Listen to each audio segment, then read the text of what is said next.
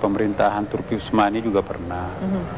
Sampai Turki Utsmani pernah mengancam kalau sampai makam Rasulullah diotak-atik, maka kalian akan berhadapan dengan saya. Artinya penguasa Raja Turki Utsmani, saya lupa tahun berapa ya.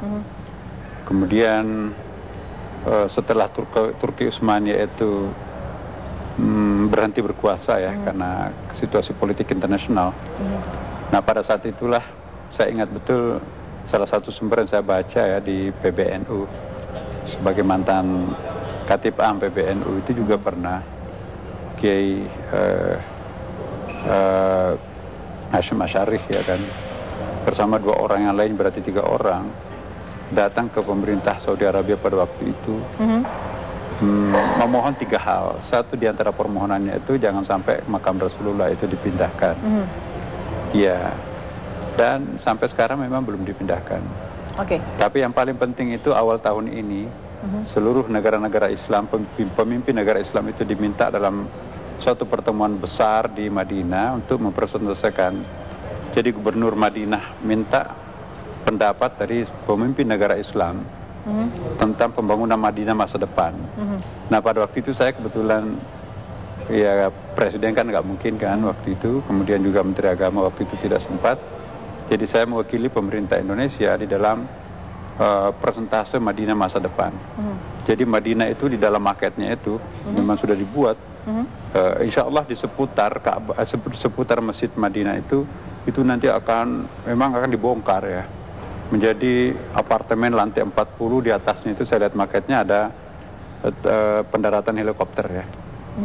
Dan nanti subway itu munculnya dari bawah tanah, di emper di bawah emper pelataran Masjid Madinah itu. Tapi pada waktu presentase itu, kira-kira setengah hari lamanya, tidak ada satupun pendapat yang saya dengar dan saya baca di dalam penjelasannya itu untuk mengotak-atik makam Rasulullah.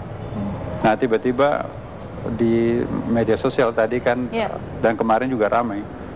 Jadi saya langsung ke atasnya agama ya tadi pagi, dan ada kurang lebih 2 jam diskusi.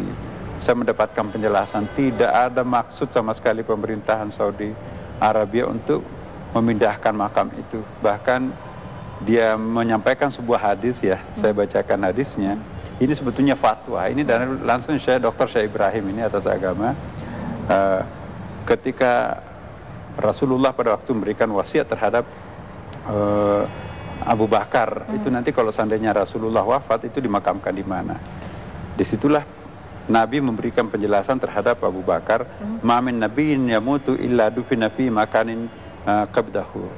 Jadi tidak ada seorang nabi yang meninggal melainkan di tempat itu juga dimakamkan. Nah, kalau kita lihat di dalam Ihya Ulumuddin jilid 4 bagian terakhir buku itu, nah kisah detik-detik terakhir meninggalnya Rasulullah. Jadi Rasulullah wafat di ranjang Aisyah, minta izin kepada istrinya yang lain kan. Dan ketika dimakamkan, ranjangnya Aisyah itu digeser. Itu di bawahnya ditanam atau dimakamkan Rasulullah SAW. Jadi kalau kita mau lihat kamarnya Rasulullah dan di mana tempat tidurnya, lihatlah makamnya. Jadi saya tahu persis ya, tahun 2000 berapa tuh, saya juga alhamdulillah beruntung bisa masuk di makam itu ya, bersama dengan Pak Presiden. Dan memang betul bahwa pemerintah sekarang ini ya, menurut hemat saya itu sangat moderat ya, sangat akomodatif terhadap pendapat-pendapat negara-negara mayoritas muslim yang lain. Bayangkan untuk membuat satu perencanaan Madinah masa depan, ya itu dia undang seluruh kepala negara. Nah, termasuk Indonesia kan. Jadi saya waktu itu juga dimintai bagaimana pandangannya terhadap maket Madinah itu, dan Anda kan sebagai pemilik umat Islam terbesar, apa merasa terusik dengan ini? Baik Pak, nanti kita sambung lagi. Saya juga ingin tanya kenapa ini juga menjadi penting, karena yang mengangkat juga media-media asing begitu ya, dan sangat sensitif. Tapi nanti kita sambung lagi Pak Saleh dan juga Pak Hasbullah. Kita harus jeda dulu, sesaat lagi tetap bersama kami.